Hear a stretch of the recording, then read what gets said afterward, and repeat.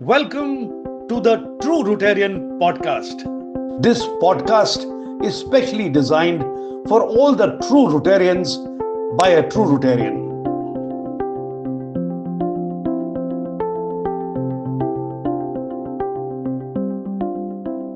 Hello, everyone. Welcome to Bright Smiles, Strong Lives, the podcast where we explore how dental science isn't just about teeth, but about total health, confidence, and connection.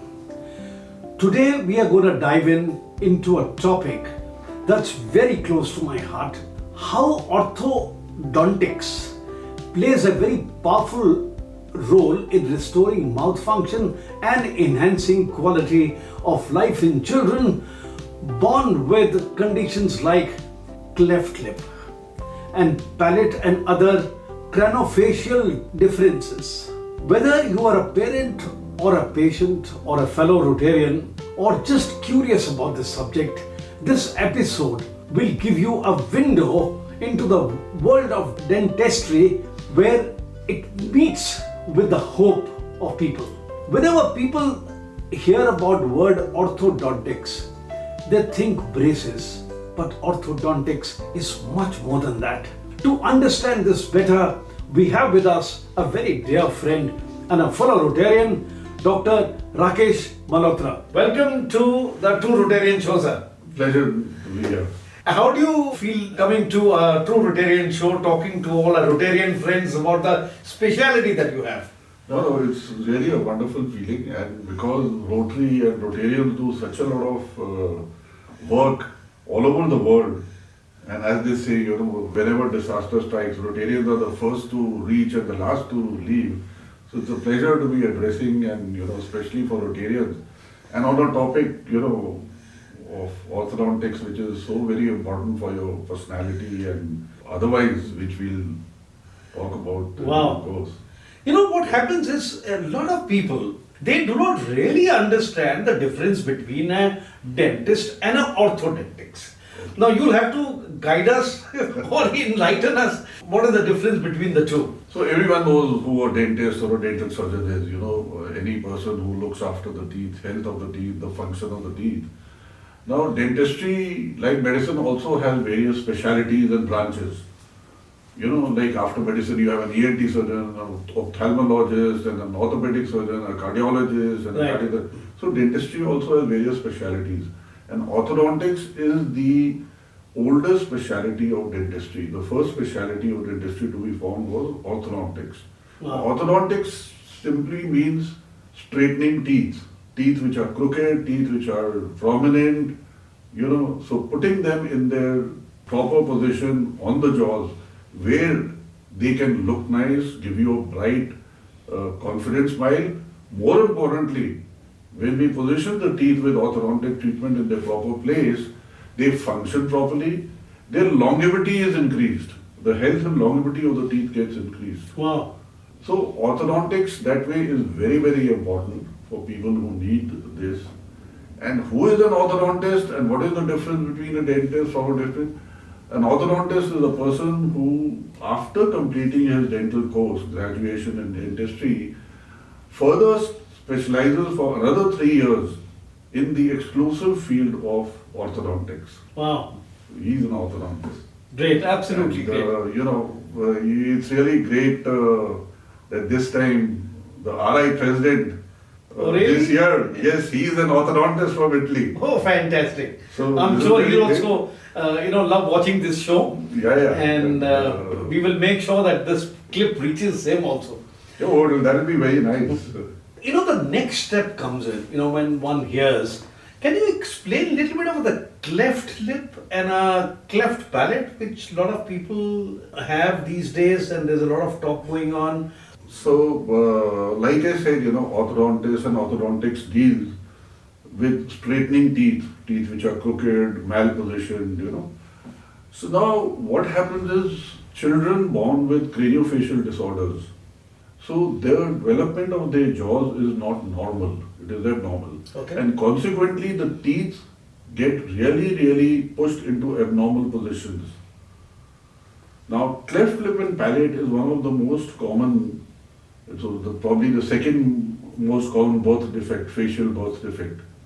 Right. So, approximately 1 in 1,000 children, if you take an average, varies a little from race to race and a little from country to country, but 1 in 1,000 children are born with cleft lip and palate. Oh my God. And in India, almost every year, almost 35,000 children are born with cleft lip and palate. So what is a cleft lip and palate? Our jaws and face develop in two parts, the left side and the right side. And they come together in the middle and they fuse together. Oh.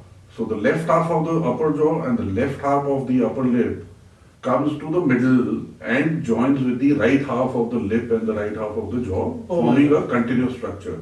So sometimes because of various factors, this union does not take place.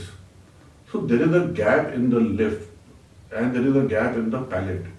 So this is what is a cleft lip and palate. Some children can be born only with a cleft lip, the gap only in the lip, the palate can be intact. Right. And some unfortunate children can have a gap in both, in the lip as well as the palate. And some children may have just in the palate and the lip might be normal. Oh, okay. So it's a failure of union of the embryonic processes of the upper jaw, the left and right side of the upper jaw. Wow, this is really a specialized job to get all these things fixed. Oh, absolutely, and treating a patient with cleft lip and palate requires a whole team of doctors. The first is, a pediatrician, because the moment the baby is born with a cleft lip and palate, you can imagine the patient can't do breastfeeding. So, the first thing is the pediatrician and a nutritionist who comes in and how to maintain the body weight of the child and how to keep up his nutrition. And then, of course, you have a plastic surgeon who repairs the lip and the palate. After the treatment is done? Yeah. Okay. And then, of course, you have an orthodontist, then you have a speech pathologist. So it's the entire process. ENT, it's an entire process. Sir, there is one thing, a little confusion.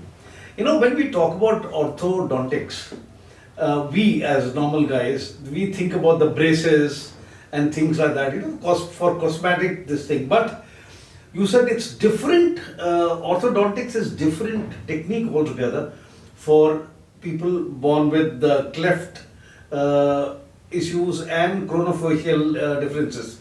See, now what happens is, normally, yes, orthodontics is, the aesthetic part is there. Unfortunately, with children born with cleft lip and palate, there is a gap in the lip and the palate, and obviously the plastic surgeon has to repair it. And once they repair it, there's a lot of scar tissue formed. Now that scar tissue doesn't let the jaws grow as much as they would have. So with the result that, the teeth get really jumbled up because they don't get the space to align in a straight formation, straight arch. So they get really jumbled up, they come out one on top of the other. And this creates a lot of problems in not just the looks of the patient, which can be very, very psychologically disturbing, but also the patient cannot chew properly, cannot bite properly, Right. the speech is affected, the health of the teeth is affected because the patient is not able to clean them. And then especially, you see, what happens is the scar tissue prevents the upper jaw from growing sideways as well as forwards, whereas the lower jaw is continuing normal. So this creates a lot of issues for the teeth. So here the role of the orthodontist is very important, and in fact he spends the maximum duration of treatment time with a cleft patient, the cleft child. Or almost about 4-5 years, it's spread over, the treatment is spread over 4-5 years. Wow. And what is the age of, when the orthodontics comes into the picture after the plastic surgeon or other specialists, they take care of the pediatrician? So, like I said, there is a team of doctors which handles treatment for cleft lip and palate patients. And there are various procedures. So timing of every procedure is very, very critical. So like the lip repair is done at 3 months of age, when the child is 3 months of age. Oh. The palate is done around 9 to 12 months of age. Definitely before 1.5 years of age, because that's the time the speech is developing. and the child needs the palate for proper speech. So, Right. and then once the teeth start coming in, the child has to go to a dentist so that the teeth can be maintained properly, they don't develop cavities, they don't develop gum problems, and how to look after the teeth, right? And then in between comes an ENT surgeon because these children are sort of prone to middle ear infections. Now, orthodontic work, really speaking, I of course like to start seeing cleft children right from 2-3 years of age because I can look after the teeth also, at my center, and then monitor them. Sometimes in some children, we may even give some appliance or some procedure at 6-7 years of age. Okay. To start to help the upper jaw to grow and do a little bit of straightening of the teeth. Now, in cleft children, it is very, very difficult to move the teeth because of the scar tissue present. And not every orthodontist can handle cleft children competently. You need special training and a special passion and interest. For me, treating a child with a craniofacial disorder, especially cleft lip and palate, is a passion. So I would any day love to take up such a child. It's a prolonged treatment. It requires a lot of hard work from the doctor, but it gives so much of a pleasure to the doctor. Wow. That means there's a lot of coordination also required with the other team of doctors. That is also part of the logistics which your office has to participate with other surgeons and other doctors. Absolutely. How do you manage that? Once the child comes to us at 2-3 years of age, so then we keep the child under regular observation. Now, since the child is with the orthodontist, let's say for a period of almost about 8-10 years, Right. so the orthodontist becomes a counselor to the child and to the family. He also becomes a caregiver, obviously, looking after the teeth and all that, and he also becomes a coordinator. So an orthodontist, if he wants to care for cleft children, needs to have knowledge about all other procedures. Like I advise the family, okay, the child is 2.5 years, 3 years of age. Now please get some speech therapy done. Right. Or at least have a speech evaluation done. Then at 5 years of age, you get something known as a velopharyngeal competence evaluation done. Mm-hmm. And then around 5-6 years of age, we go into many a times active intervention of orthodontic treatment with various appliances, depending on case to case, where we want to make sure that the upper jaw grows as much as the lower jaw. Also, many a times the front teeth, because of the cleft in the front, they come out rotated and in a very, very wrong position. So that is something we want to start correcting at 7-8 years of age, so that as far as possible we give a normal environment for the jaw to grow. So in between then around 8 years of age, a cleft means there is no bone there. So there is a procedure called alveolar bone grafting. Now that is done by the plastic surgeon. So I have to straighten the teeth in a 2 halves of the arch in a semicircle so that the plastic surgeon can put bone in that area. So I have to coordinate that. Wow. So I know that I have straightened this for around 8.5, 9 years, 9.5 years. Then I tell the patient, okay, or I coordinate with the plastic surgeon. So you see, I am working very closely with the plastic surgeon involved. And in between also I keep sending the patient, okay, you just go to the plastic surgeon for a checkup. So then around that age we do the alveolar bone grafting. That helps to give a continuity to the jawbone. Okay. So this coordination has to go on, and then the orthodontic treatment goes on. Then at 15, 16 years of age, the child may require, extreme cases require some kind of a jaw surgery. So then again I coordinate with the plastic surgeon. So normally jaw surgery is done around 17 years Right. after the growth is complete. So this constant coordination has to go on. That means you start with the child when he is very young and you hold his hand and you be his guide, mentor and mentor to the family, and till the child grows up in their teens. That means you almost get emotionally attached to the child and the family. And do you have any stories to tell about? Oh yes, plenty of stories, and I would like to show some pictures also about these children. Now, my earliest case of cleft lip, that child came to me when he was about 4 5 years of age. So I corrected his teeth, and now he is about 40 years of age, married, fortunately has a child who is not a cleft child, normal child, and he still keeps coming to us for dental treatment. So they become part of my family actually. True. All these patients, Yes, yes. So because what happens is once we have done the correction, 18, 20 years of age, finally everything finishes off. Maintenance is very, very important. We know dental health maintenance is important even in a normal patient. For cleft children, it becomes all the more important. Because you have to give them, where the teeth are missing, you give them a denture or you give them a bridge or you give them implants. So all those things have to be monitored every 6 months to 1 year. And so, you really have to have a very close emotional connect with the patient so that the patient keeps coming back for a checkup and we can make sure that everything is going all right. Because if something goes wrong, it's very, very difficult to again compensate for that in a cleft child. Yes, you got to have a lot of patience. Oh, absolutely. And a lot of passion to, treat children who have born with these problems. Absolutely. The most important thing is to have passion. Yes. Patience follows. Everything else follows. If you have a passion to help these children, really speaking, like I feel that as a doctor, when I take up these children born with craniofacial disorders, apart from being a doctor, most of the times you have to take your white coat off and be a genuine, loving human being to them. There are other children. There's another story I would like to share of a young girl. She was something known as a heavy facial microsomia, where on one side the jaw doesn't develop. The lower jaw doesn't develop at all, Oh. So half the jaw is there. So can you imagine the kind of the face becomes crooked, the jaw becomes crooked, and that's how. True. So, but we look after the teeth for these children and give them a good smile. Excellent. So you can imagine the amount of confidence in the personality of a child. Most cleft children, they get ridiculed at a younger age in school and everywhere. कि ये तो ऐसे बोलता है.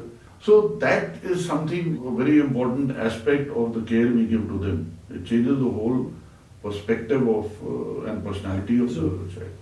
No, it's been amazing. I think I'm sure a lot of our friends who are watching this show are going to get very inspired to sort of do some projects in Rotary. I believe Rotary is already doing some projects on cleft lip. Do you have any message for Rotarians and the audience on the kind of work that you're doing?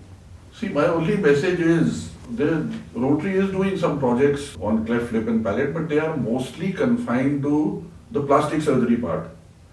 Whereas the part which comes later on, which is a very prolonged period of treatment and very, very important, that is something which I would want Rotarians and Rotary clubs to take over and get into, No, I'm ready to give my expertise, I'm ready to give my time. Like I said, I love treating these children. At my clinic, I even help the poor patients, but that can be only to a limited extent. Right. Because of logistics. But I really would want if more Rotarians and Rotary clubs can come forward and we can have a facility where we care for the children born with cleft lip and palate anomalies from birth to adulthood.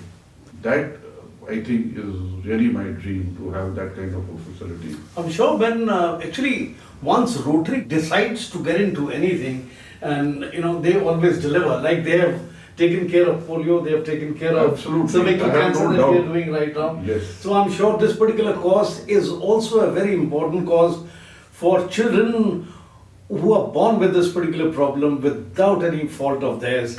Yes, we have to be passionate like Dr. Malhotra and do some projects which are beneficial. Thank you so much. Please watching the show, and if you also have a story to share or to tell the audience, please get in touch with us. It will be a pleasure, honor to invite you as well. Have a lovely day. Thank you and Thank Jai you Hind. so much. Thank you so much. Thank you, sir. Rotarian Yemen Basir.